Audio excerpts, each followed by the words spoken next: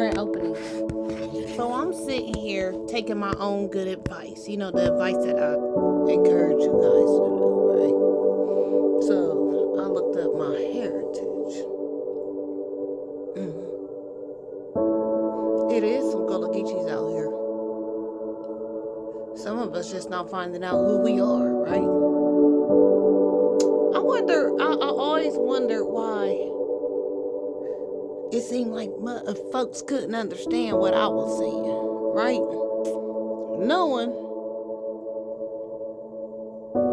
we all brought up in the same house, learn how to talk from the same people, right? Well, a Creole language, or simply Creole, is a stable from contact language that develops from the process of different languages simplifying and mixing into a new form, often a pidgin, and then that form expanding and elaborating into a full-fledged language with native speakers, all within a fairly brief period.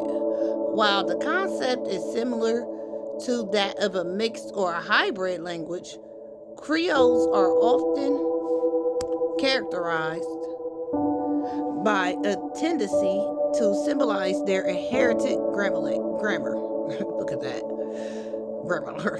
Grammar. Example, by eliminating irregularities. Right? Likely any language, Creoles are characterized a consistent system of grammar, possesses large stable vocabularies, and are acquired by children as their native language. These three features distinguish a Creole language from a pidgin. Creolistics or Creology is the study of Creole language as such as a subfield of linguistics. 212 on a timer. Someone who engages in the study is called a Creolist. I always wondered why I spoke faster. People couldn't understand what I was saying, and I'm speaking English. I always was curious about why my tongue roll over. Well, now I know. So again, when you get on your spiritual journey, I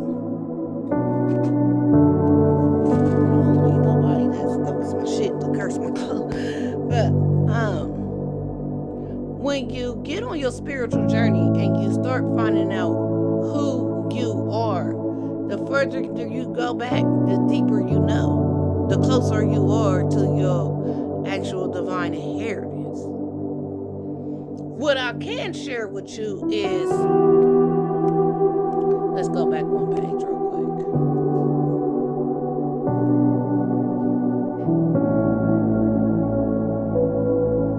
This is about my people, about my blood lineage, right?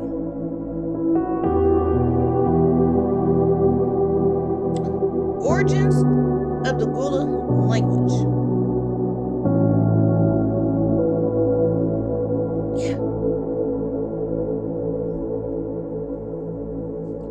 Linguists refer to the Gullah language as an English-based Creole language when individuals from different backgrounds are put together and forced to develop a single language. Y'all see that?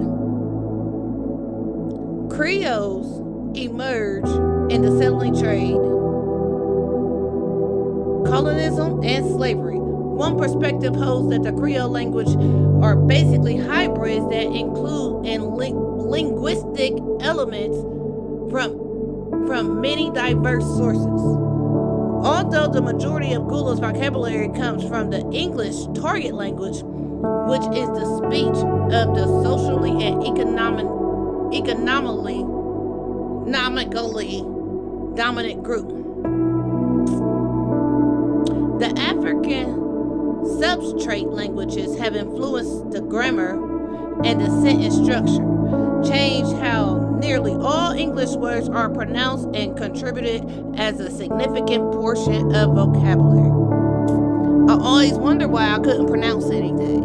I always wondered why my tongue was twisted and tied and flipped over and why nobody could understand what I was saying when I was sitting this close to you and I'm talking slow. Where are we from? The Gula language was mistakenly seen by early researchers as broken English, as they were unable to acknowledge the powerful underlying impact of African languages. However, Gula and other Creoles are now considered by linguists to complete languages with their own systematic grammatical systems. Man, I'll make a word whatever I need to be. You understand that? Where are we from? Where are we from? An English-based Creole spread from Senegal to Nigeria along the west coast, African coast, during the 18th century when the British controlled the slave trade. Again, I told you guys that I went back 6 generations. Man, when I tell you I cleaned up all that trauma, that's why I'm at the fucking state. Yeah, that's why I'm at the fucking state.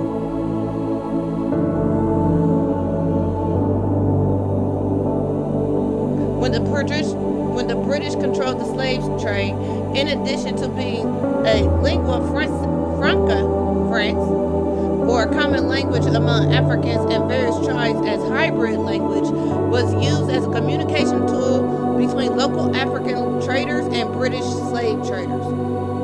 Our own people, again, right then and there. It let you know that your own kind would trade on you. What are they called in the Bible? Ablasam or Albasam, David's son.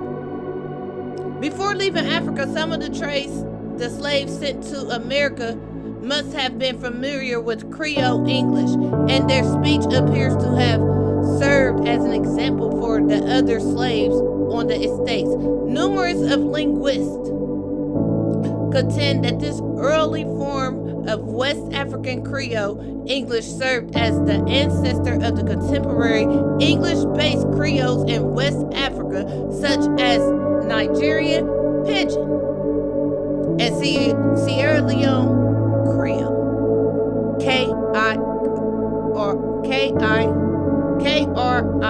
Creole. Pidgin and Creole. Okay? When I tell you, and guess what? So when solitude came for me, like after the Civil War ended, the Gula's isolation from the outside world increased in some respects. It's in my blood. I don't have a problem being alone. So the Olaru knew what he was doing when he put me in solitude. Why? Because I was chosen for my lineage. My lineage haven't had freedom since slavery. This is my year because I cleaned up 444 years of traumatic events in my bloodline. I thank the Olaru and my ancestors, the witches of the white light. I thank the witches of the dark too, because they carried me through when I was in the dark. But the witches of the white light, they back on top, because the good always outweigh the bad. Bad come in numbers, good comes solo, with spirit with them. So until next time, I'm telling you this stuff from lived experience, because that's the only way spirit is able to captivate people nowadays. Again, Daniel and King David let us know that God was changing things. All right?